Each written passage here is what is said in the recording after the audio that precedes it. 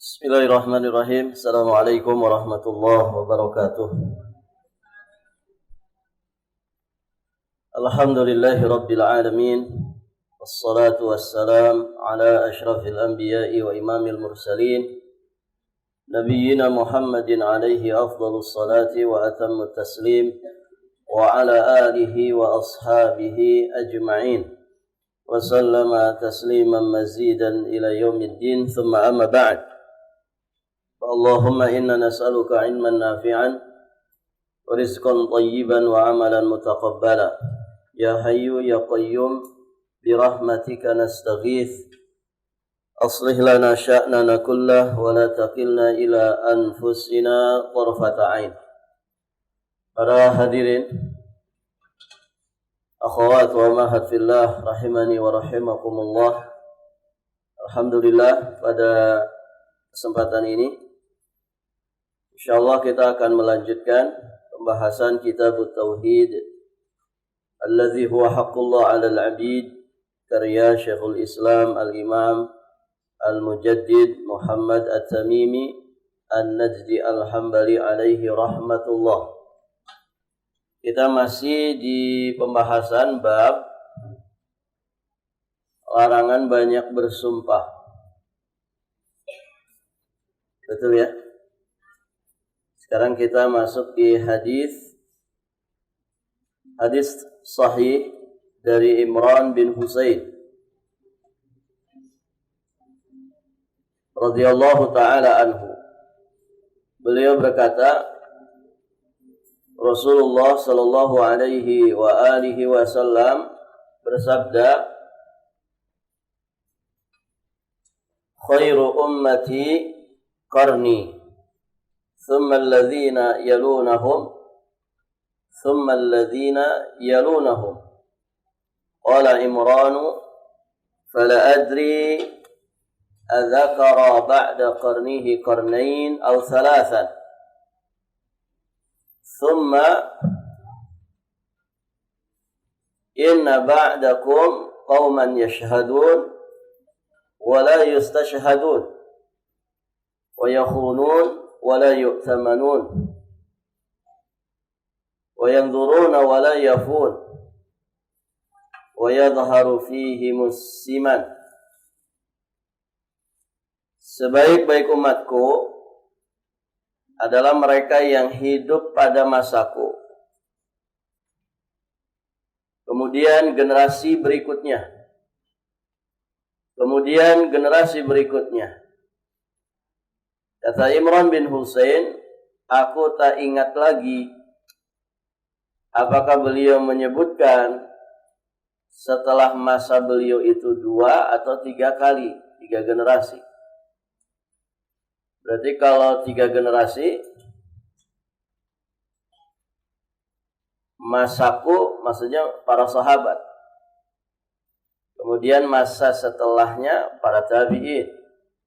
Masa setelahnya tabi'ut tabi'in.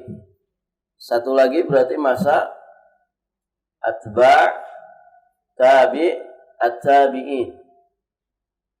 Pengikutnya pengikut tabi'in. Berarti cucunya tabi'in. Baik. Kalau disebutkan 2 kurun setelah kurunnya Nabi, berarti kurunnya Nabi itu para sahabat. Kemudian 2 kurun setelahnya adalah para tabi'in. Kemudian tabi'ut tabi'in. Baik. Jadi di sini Imran bin Husain ragu, enggak ingat lagi apakah beliau Nabi sallallahu alaihi wasallam menyebutkan setelah masa beliau itu 2 ataukah 3 generasi. Kemudian summa inna ba'dakum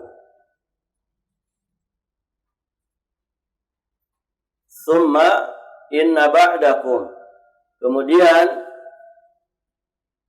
akan ada sesudah kalian orang yang memberi kesaksian sebelum diminta. orang yang memberikan persaksian sebelum diminta bersaksi. Maksudnya ini orang-orang yang memandang remeh persaksian. Dan hilangnya kejujuran pada manusia. Wa yakhunun wa la yu'tamanun. Mereka berkhianat dan mereka tidak bisa dipercaya. Wa yanzurun wa la yafun. Sering bernazar tapi tidak melaksanakan nazarnya. Wa yadhharu fihimus siman. Dan nampak pada mereka siman. Siman itu apa, Bu? Siman itu lemak. Ada minyak samin. Bikin gendut itu. Bunga, ya, kembung di tengah. Baik, ibu-ibu yang dirahmati Allah. Maksudnya apa? Yadhhar fihimus siman. Mereka itu doyan makan, doyan minum dengan berlebih-lebihan. Apa yang menjadi dasarnya? Karena mereka memang cinta kepada dunia, lalai kepada kehidupan akhirat. Semoga yang berat badannya berlebih tersinggung. Sama yang ngomong juga. Baik, ibu-ibu yang dirahmati Allah. Ibu-ibu yang dirahmati Allah. Hadis ini dibawakan di dalam bab tentang larangan banyak bersumpah. Larangan banyak bersumpah. Baik. Mana yang menunjukkan tentang itu?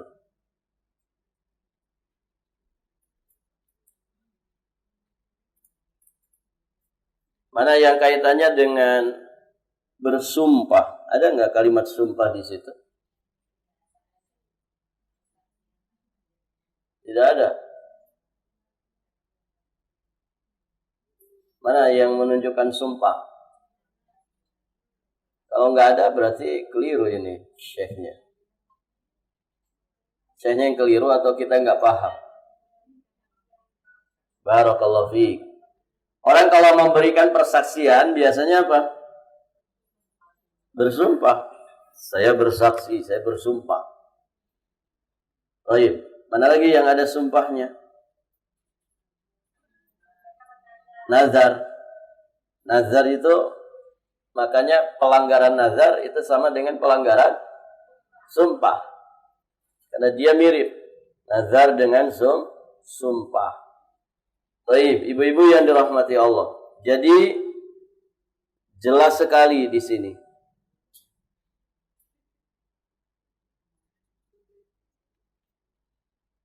Bahwasannya mereka ini, maksudnya generasi-generasi belakangan semakin jauh dari generasi Rasulullah sallallahu alaihi wa alihi wasallam.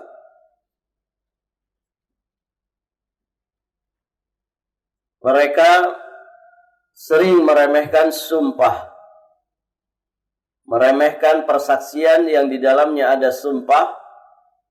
Mereka juga meremehkan yang namanya nazar. Mereka senang bernazar tapi tidak mau menunaikan nazarnya. Nah, ini semua, jadi mereka bersaksi tanpa diminta, mereka bernazar tapi sering tidak menepati nazarnya. Ini semua menggambarkan bahwa mereka itu menganggap enteng urusan sumpah ini. Dan ini menunjukkan kurangnya rasa pengagungan kepada Allah Azza wa Jalla. Dan yang demikian itulah bertentangan dengan tauhidullah. Orang kalau kurang mengagungkan Allah berarti bermasalah tauhidnya. Karena inti daripada tauhid adalah mengagungkan Allah, memahabesarkan Allah, mengesahkan Allah dalam semua peribadatan. Bisa dipahami, Bu? Kaitan hadis ini dengan bab kita sekaligus juga dengan pembahasan tauhid.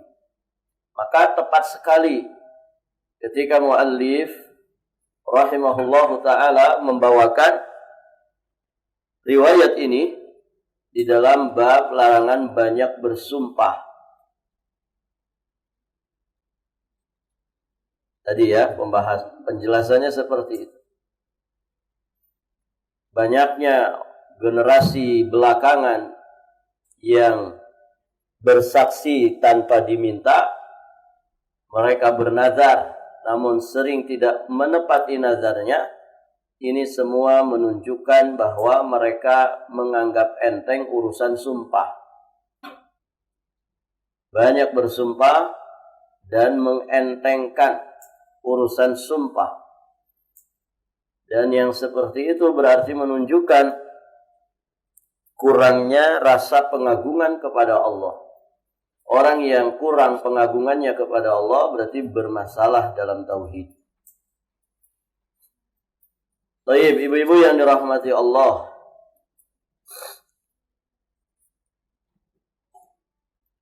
Pelajaran yang lainnya apa? Ibu ambil pelajarannya. Pelajaran yang lain apa?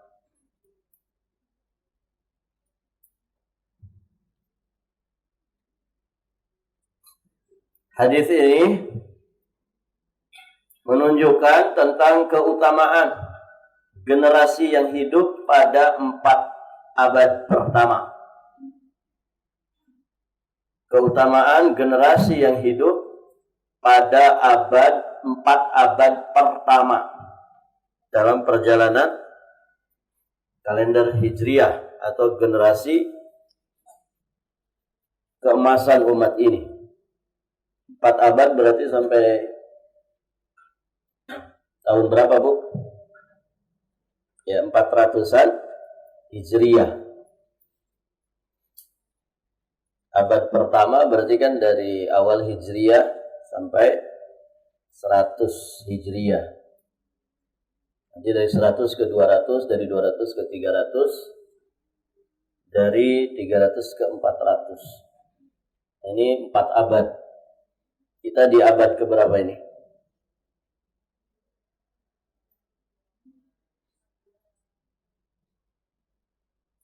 Kita ada di abad 14 atau 15?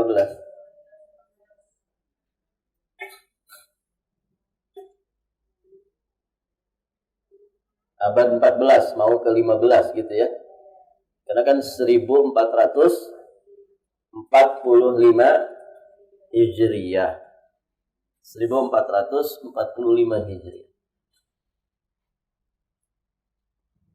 Ada yang lahir 1300 sekian? Ada, Bu? Orang zaman dulu ada di sini. Kalau kita lahir tahun 1400, berarti saat ini 45 tahun, gitu ya. 1400. Ada yang lebih dari 45 tahun? Nah, berarti ibu lahir di abad ke berapa jadinya? 13. Berarti orang zaman dulu ya. 1390 sekian mungkin. Atau 1000, bisa saja 1380 sekian. Baik. Nah, kita sekarang ada di abad ke-14 menuju 15. Barakallahu fikum.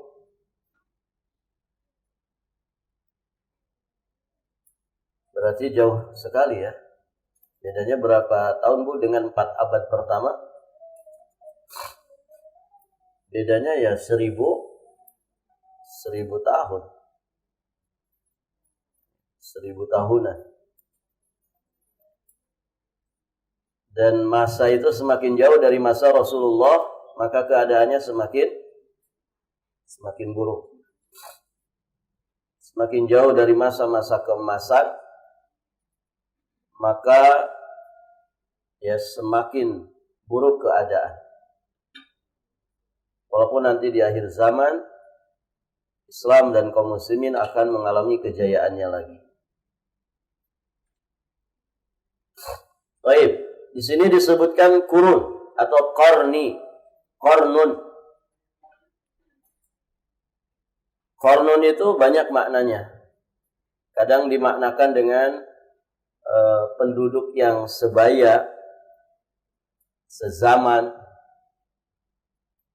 Sebaya sezaman itu takarannya bagaimana?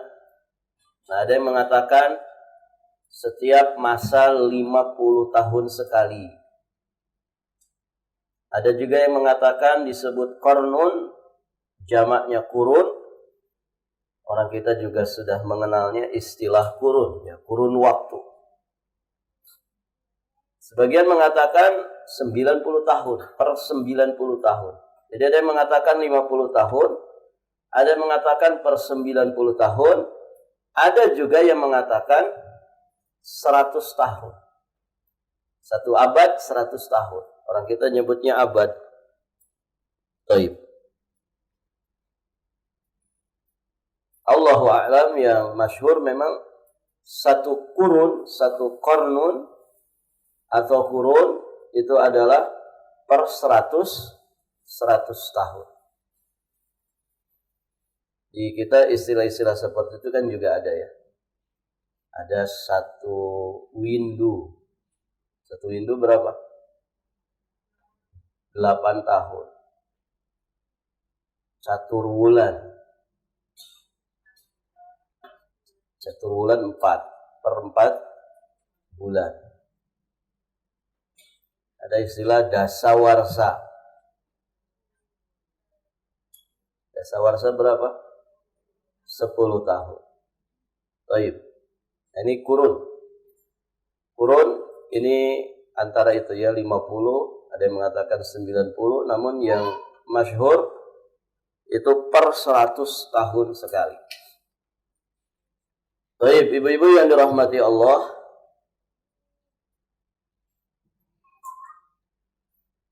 hadis yang mulia ini,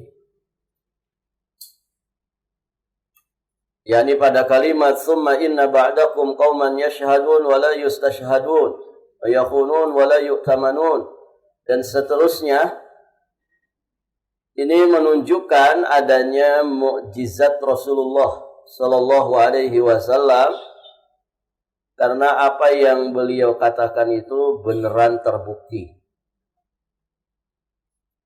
Terbukti nggak ibu? Banyak orang yang bersaksi tanpa diminta persaksian. Dikit-dikit bersumpah, dikit-dikit bersumpah bersaksi. Ada orang yang berkhianat? Banyak. Ini tanda-tanda kiamat, dekatnya kiamat. Banyaknya orang yang berkhianat. Tidak bisa lagi dipercaya, susah. Sekarang orang jujur itu langka. Orang jujur itu sering dianggap ancaman. Orang jujur itu mesti disingkirkan. Begitu. Ini masa-masa kita saat ini. Banyak yang bernazar. Banyak. Yang suka obral janji manis itu. Banyak gak ibu? Ini musimnya. Lagi musim. Manis banget itu mulutnya. Nanti kita aspal. Nanti orang miskin gak ada lagi di daerah kita ini. Begitu. Itu janji manis. Dia sudah betah di atas kursi, ditunaikan enggak itu janji manisnya? Tidak. Janji manisnya enggak ditunaikan. Kebanyakannya begitu. Dia hanya menunaikan janji dirinya sendiri. Balikin modal, begitu kan? Itu balikin modalnya saja bisa 3 tahun. Nanti 2 tahun baru cari untung. Modalnya pinjam lagi, begitu kan? Barakallahu fiikum. Nah, satu lagi apa ini? Yadhhar fihi musiman. Banyaknya orang yang nampak kegemukan pada diri mereka. Semoga Allah mengampuni gemuknya kita. Iya. Ya, emang berat ya orang doyan makan itu. Doyan makan, habis makan rebahan, selesai sudah. Nggak ada geraknya. Kerjaannya duduk aja. Sehari 8 jam duduk. Makannya 3 piring. Ngemilnya 2 box. Sudah, yang muncul apa, Bu? Siman. Yang muncul siman. Baik, ibu-ibu yang dirahmati Allah. Ya, sebetulnya masalah. Kalau berat badan kita kelebihan itu masalah. Apa masalahnya, Bu? Susah cari baju? Kan masih banyak tukang jahit. Apa masalahnya? Masalahnya itu orang ini berpenyakit hati. Itu masalahnya.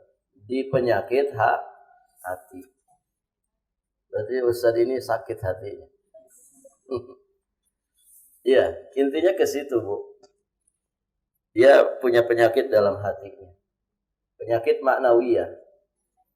Apa penyakit maknawiyah? Doyan makan. Doyan makan. Makan itu Ibu, syahwat bukan? Ibu, makan itu syahwat enggak? Syahwat. Afwan ini. Yang kurus tapi doyan makan. Sakit enggak hatinya? Sakit sama. Cuman dia diuntungkan tidak nampak di tubuhnya. Sama, intinya sama. Berarti dia memperturutkan syahwat perut. Biar adil, begitu ya. Biar bijaksana dan bijak sini. Jadi bukan yang gendut saja yang bermasalah hati. Intinya kan karena doyan makannya itu. Doyan makan, doyan minum, doyan ngemil, akhirnya doyan tidur, akhirnya juga doyan BAB. Pokoknya hidupnya seputar itu saja. Nah, ini pada dasarnya bukan yang kelebihan berat badan saja. Ibu, yang kelebihan berat badan dia bisa ngaca. Artinya apa? Ya, kalau ngaca ternyata berat badan saya kelebihan, ya Allah, berarti ada masalah pada diri saya. Masalahnya satu, masalah hati, terlalu memperturutkan hawa nafsu, syahwat perut. Semoga Ramadan ini menjadi ajang perubahan.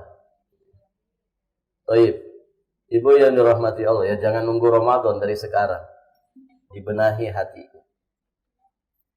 Nah, sama juga orang yang doyan makan, namun tidak nampak kegemukan pada dirinya. Ada yang begitu, Bu? Ada. Mungkin ibu-ibu yang langsing-langsing itu. Tapi doyan makannya luar biasa. Di jiwa raganya hanya makanan dan makanan saja. Lagi taklim saja mikirin, aduh tempat kuliner di mana nih buat traktir teman-teman. Pokoknya di otaknya itu makanan aja. Nah, itu juga sama. Cuman dia diuntungkan karena tidak nampak pada badannya. Mohon maaf, ada yang model begitu, Bu?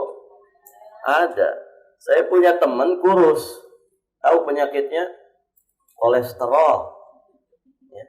Kurus, Ibu. Kurus. Badannya ideal, tapi penyakitan. Dan luar biasa, kadang kita iri lihat orang gitu tuh. Ya. Irinya itu dalam artian dia makan bisa 2 piring tapi tetap langsing, begitu ya. Barakallahu fikum. Nah, ini sama, karena intinya apa? Kata para ulama, yadhhar fihi musiman, Karena mereka memang doyan makan, doyan minum secara berlebih-lebihan disebabkan kecintaan mereka kepada dunia dan lalainya mereka terhadap kehidupan akhirat. Ya, semoga kalau misalkan ada para masyayikh, para ulama, ya kita sering jumpai ibu para masyayikh itu rata-rata badannya gede. Jarang kita lihat masyayikh yang langsing. Jarang sekali. Rata-rata gede. Ya.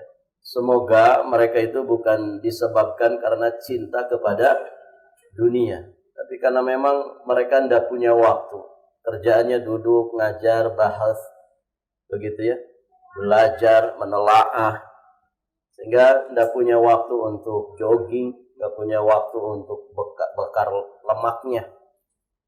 Kemudian ditambah makanan mereka mungkin ya minim serat. Makanan orang Arab, ibu tahu? Makanan orang Arab. Orang Arab tuh Masya Allah ya, kadang usia 25, 30 itu face-nya usia kepala 4 di kita. Padahal usianya masih 25. Kadang yang belasan saja, usia belasan sudah nampak. Kenapa? Kurang serat.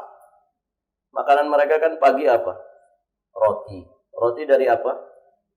Tepung. Ya. Tepung itu kan luar biasa itu. Apalagi tepung yang digoreng. Enak banget itu. Namanya ote-ote gitu. Pisang goreng, sanggar. Oh, banyak sekali kalau mau disebutnya. Kita nggak bisa lepas dari tepung kan begitu. Itu orang Arab pagi-pagi begitu. Nanti siang makan nasi, baru ada nasi. Tahu nasinya? Nasi yang berlemak. Daging, mereka senangnya daging. Dan porsinya beda dengan kita gitu. Kemudian apa? Malamnya roti lagi. Kadang ada yang nggak makan nasi, tapi makannya roti terus. Nah, itu colekannya biasanya kuah-kuahan yang mungkin bersantan, mungkin kaya dengan bumbu rempah, sehingga ketika tidak dibarengi dengan kurang gerak, ya akhirnya begitu. Yadhar fihi muslimah. Namun kita husnudzon ya, kalau para ulama bukan karena cinta kepada dunia, namun ya mereka tidak berimbang dengan gerak badannya. Kenapa? Karena sibuk mungkin ngurusin umat, sibuk mungkin dengan belajarnya, dengan bahasnya. Ya, mereka sibuk dengan menulis atau yang semisal itu dari kegiatan-kegiatan dakwah. Barakallahu fikum. Beda dengan kita, kalau nampak pada diri kita kegemukan, itu sepertinya bukan karena kita rajin duduk membaca, rajin duduk belajar, tapi kita memang kaum rebahan, yang doyannya makan, minum, ngemil, setelah itu rebahan. Nanti bangun, makan, minum, ngemil, rebahan lagi. Gak ada geraknya. Semoga Allah membimbing kita semua, memberikan kesadaran tingkat tinggi kepada kita semua untuk bisa berubah. Baik, ibu-ibu yang dirahmati Allah, maka dari poin ini kita bisa mengambil pelajaran diharamkannya menyibukkan diri dengan kelezatan dunia sehingga melupakan kehidupan akhirat. Maladzat, syahwat, semua kelezatan, semua syahwat dunia seharusnya kita berhati-hati darinya. Bukan tidak boleh ya, bukan tidak boleh kita menikmati kelezatan dunia. Namun segala sesuatu ada batasannya. Sehingga ketika melampaui batasan dan akhirnya mengakibatkan kita lalai terhadap kehidupan akhirat, ini yang tercela. Ini yang tercela. Baik, ibu-ibu yang dirahmati Allah. Jadi ambil segala sesuatu sesuai dengan kadar kebutuhan. Jangan berlebih-lebihan. Ibu, zaman dulu kan Tidak ada ya orang menggaung-gaungkan diet atau apapun istilahnya. Coba ibu-ibu yang zaman dulu ini, ada nggak orang gaung-gaungkan itu di masa dulu? Nggak ada kan? Ini baru-baru saja sekarang ini. Ya setelah aneh-aneh makanan manusia, gitu ya, minuman manusia aneh-aneh. Kalau dulu coba minuman zaman dulu apa ibu? Air putih, teh, kopi, udah itu aja kan? Susu paling gitu aja. Oh zaman sekarang, boba, Thai tea, green tea, lemon tea, oh macam-macam, begitu ya. Taro, Masya Allah. Akhirnya muncul banyak juga penyakit. Waliyadzubillah, summa na'udzubillah. Semoga Allah sehatkan kita lahir batin. Ya akhirnya manusia kan akhirnya mengkaji, meneliti. Sehingga muncullah kemudian ilmu-ilmu tentang kesehatan yang membahas tentang masalah itu.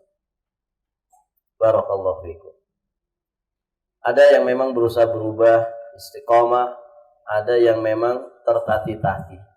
Dia sudah berusaha, akhirnya melenceng lagi. Sudah berusaha, melenceng lagi. Intinya kan pada syahwat. Syahwat perut ini. Kita ini berat ya kalau melihat ote-ote masih hangat gitu ya. Susah ibu. Malam hari godaan makanan itu kan berat ya. Coba zaman dulu coba lihat ibu, pada Isya semuanya tidur. Semuanya tidur. Belum ada televisi, belum ada kuliner malam. Ya kan? Zaman dulu pada Isya tidur seperti yang dilakukan Nabi. Bangun jam 3, mereka jam 3 malam sudah berkegiatan itu. Kenapa? Tidurnya dari jam 8 malam, setengah 9 malam. Sehingga cukup waktu istirahat mereka. Mereka biasa berkegiatan sebelum subuh. Kalau kita kan berat ibu. Kenapa? Tidurnya jam 12, jam 11-nya satu piring nasi goreng masuk. Oh gimana nggak berat? Belum puyung hainya, belum capcainya. Masya Allah. Belum martabak telurnya, belum martabak manisnya terang bulan, belum satenya. Ini kuliner malam luar biasa. Belum yang dengan kopinya. Sekarang kopi di mana-mana. Barakallahu fiikum. Nah, ini sebetulnya masalah ya. Sebetulnya masalah yang mesti disikapi dan jangan sampai kita memperturutkan hawa nafsu. Baik, ibu-ibu yang dirahmati Allah. Kita lanjut. Nanti nggak ada ujungnya kalau bahas ini. Kita lanjut, Bu. Ya, saya sedang menasihati diri sendiri sebetulnya.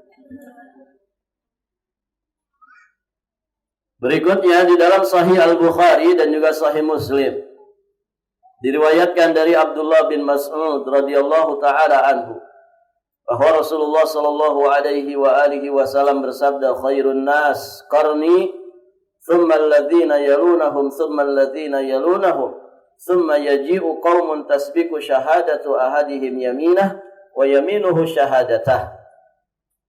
Sebaik-baik umatku adalah orang-orang yang hidup pada masaku, qarni. Kemudian generasi berikutnya, kemudian akan bermunculan orang-orang yang kesaksiannya itu mendahului sumpahnya dan sumpahnya itu mendahului kesaksiannya. Maksudnya apa ini? Ini ya syahidnya pada kalimat ini.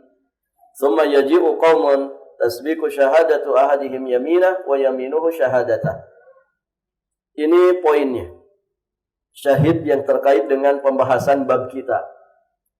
Jadi nanti akan bermunculan orang-orang yang kesaksiannya mendahului sumpahnya. Dan sumpahnya itu mendahului kesaksiannya. Ini isyarat bagaimana tergesa-gesanya persaksian diberikan oleh manusia. Sehingga dalam persaksian itu sumpah pun diucapkan. Jadi orang bermudah-mudahan di dalam bersumpah. Dia banyak bersumpah dan meremehkan sumpah itu sendiri. Padahal di dalam sumpah disebut asma Allah yang maha agung, asma Allah yang maha besar, yang maha mulia. Nah, di sini berarti menunjukkan mereka ini menganggap enteng, meremehkan Allah Subhanahu wa taala, ya, dan itu menunjukkan kurangnya rasa pengagungan kepada Allah. Dan orang yang tidak mengagungkan Allah atau kurang di dalam pengagungan kepada Allah bermasalah tauhidnya. Baik, ibu-ibu yang dirahmati Allah. Hadis ini mirip dengan hadis sebelumnya.